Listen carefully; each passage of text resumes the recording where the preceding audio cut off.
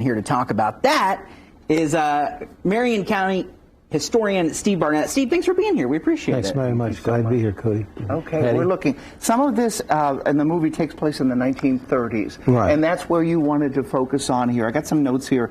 Tell us about the Confederate prisoners of war from the old Green Lawn Cemetery. They were taken away? Right. The 30s, of course, was the age of the Great Depression, but there were a lot of things going on in Indianapolis at that time, and one of them was the removal of the Confederate burials at Green Lawn Cemetery, which is down on South West Street and Kentucky Avenue. Okay. It's now an industrial site, and that's why the graves were removed. These were prisoners of war who died at Camp Morton and were then buried at Green Lawn. They were moved out to Crown Hill Cemetery. Oh, okay.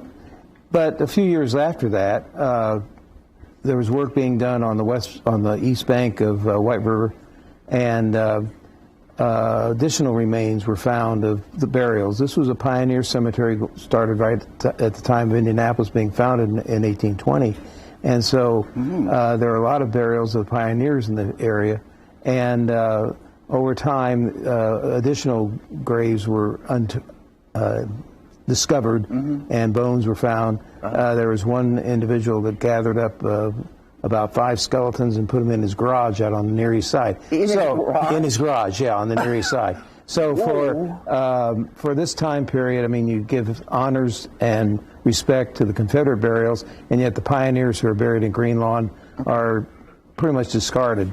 Okay. The coming of the new soccer stadium at that site will offer an opportunity, if archaeologists want to do it, could do a great survey of the site and finally resolve the... Well, Steve knows a lot. Like a plethora of knowledge. What about the tie with Amelia Earhart? Because there's a fun tie there, too. Well, this was the 30s, and you had the age of adventurers, and Amelia Earhart was probably one of the most notable ones. She came to Indianapolis on numerous occasions, but one of her early times was she flew an autogyro across country and made a stop here in Indianapolis. It was the first time an autogyro landed in the city. But Amelia went on later to serve 2 years before she disappeared in the Pacific. She served as the first woman referee for the Indianapolis 500. Oh, wow. Really? First woman referee. How about that? She was perched up on top of the pagoda watching all the racers. How about that? So, yeah, Amelia was a great adventurer at that time. And then in the late 30s, we had, of course, Allison Engine Company on the west side, and they developed the engine for the P-38, which was a fighter plane that was very successful in the Pacific during the war. But 30 years later, at the moon, with the moon landing, Allison didn't do anything with engines, but they manufactured the gas tank, the fuel tank, on the lunar lander. Really? And that is still perched on the moon because the bottom part of the lunar lander was the launch pad for the capsule to go back. So, but Allison recently, they did find one of these fuel tanks.